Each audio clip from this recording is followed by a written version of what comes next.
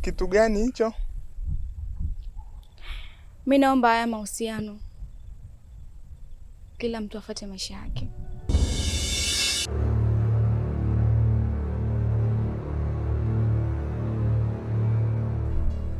Afuate maisha yake? Yeah.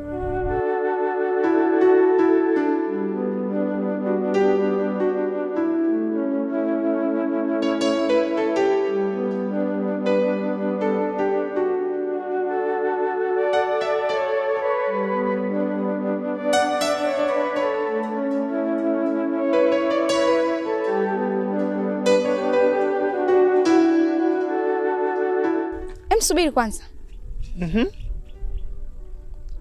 Kuna kitu nilikuwa nataka nikwambie. Kitu gani hicho? Najua ni kibaya sana kukwambia, kitakuumiza, lakini inabidi nikwambie kwa sababu siwezi kuficha ukweli. Kitaniumiza? Je, ni kitu ambacho tunaweza kuongea hapo, tutafute sehemu maalum? Mimi nadhani hata hapa panafaa. Kitu gani hicho?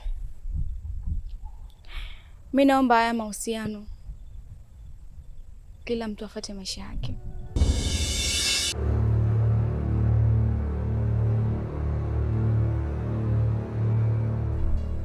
Afuate maisha yake? Yeah.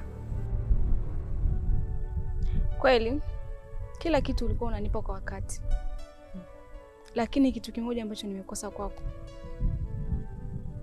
amani. Amani? Unamaanisha amani gani Sophie? Mimi nilikuwa tayari kwa chochote kwako katika mahusiano yetu. Sawa, najua unanipenda kweli, lakini mimi siwezi kuwa nawe kwa sababu sikupendi, nitakudanganya. Umenipa kila kitu, umeniheshimisha kama mtoto wa kike, lakini nakosa interest.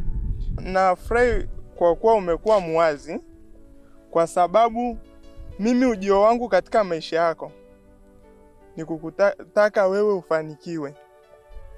Kama sehemu nyingine uliopata unaona ni sehemu ya kufanikiwa, pia nafurahi kwa sababu ndio lengo langu lilikuwa kubwa.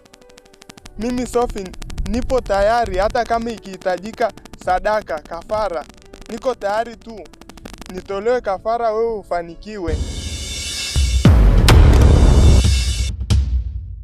Lakini kama huko ulikoenda unaona kabisa ndo sehemu ya mafanikio yako, vile mimi nafurahi kwa sababu mi ujio wangu kwako nahitaji wewe ufanikiwe kimaisha.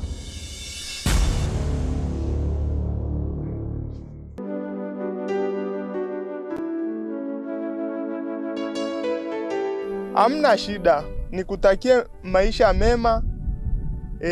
Kama umepata sehemu nyingine, mimi nafurahi ukapate furaha moyo wako ili ufanikiwe.